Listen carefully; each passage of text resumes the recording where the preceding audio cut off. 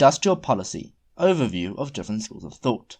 So I'm going to base a lot of this on the first half of a paper by Hajun Chang and Antonio Andreoni, because it gives a broad overview of different arguments and the history of ideas around industrial policy.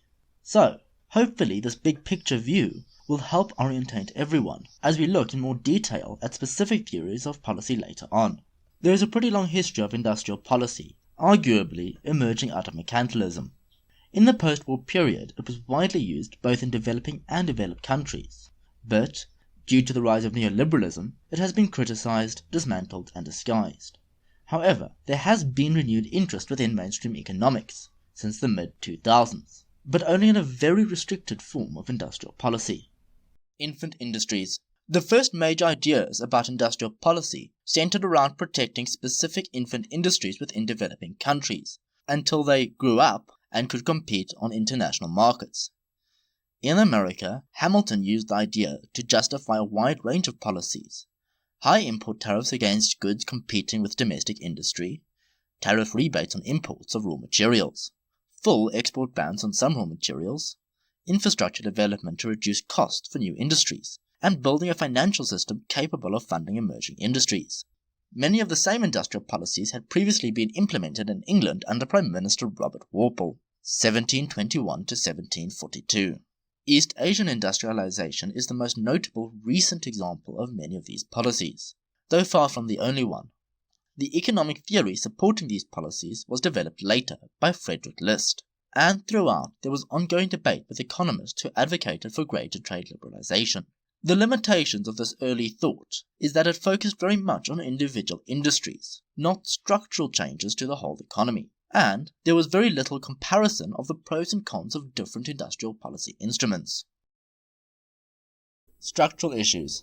The next set of ideas on industrial policy were developed over debates about the industrialization of the USSR, post-colonial Latin America and India, and Eastern Europe. There's a very long list of important names associated with this economic thought. I'm just going to put them up on screen. Ideas became more focused on structural change, such as how to move resources from agriculture to industry without triggering a food crisis, and the effects of different industries on growth, capital accumulation, and income distribution. There was also increasing importance placed on imported capital goods and the exports needed to pay for them.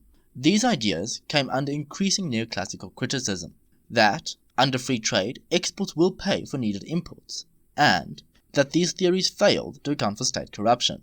However, while exports are important, they often do better with active industrial policy than free trade. Further, development economists did factor in government failure, though there was room for improvement. Mainstream acceptance.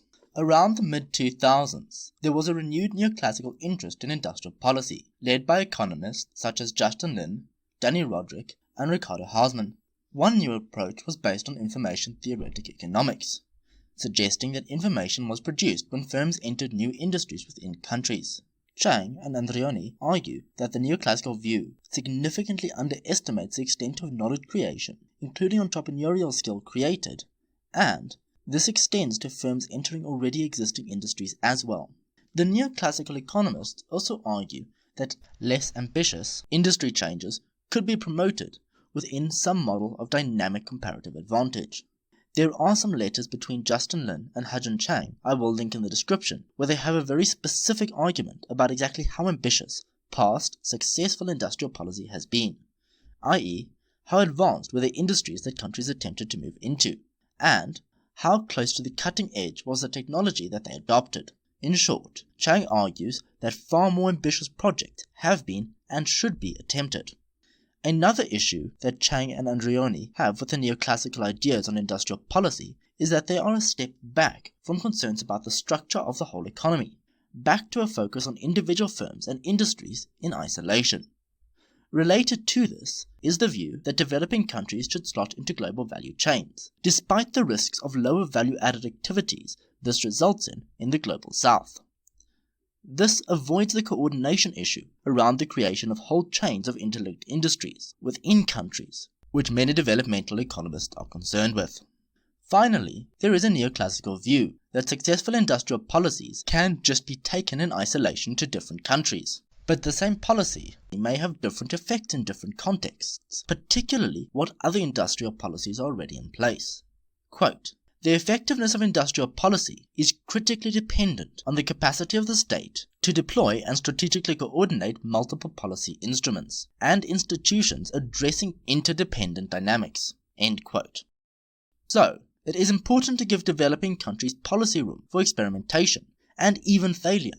Industrial policy is a risky and long-term endeavor, and what matters is not the cost of failed enterprises, but the overall difference between the cost of both failed and successful bets, placed against the very large returns of creating even a handful of internationally competitive companies which finally emerge out of the process.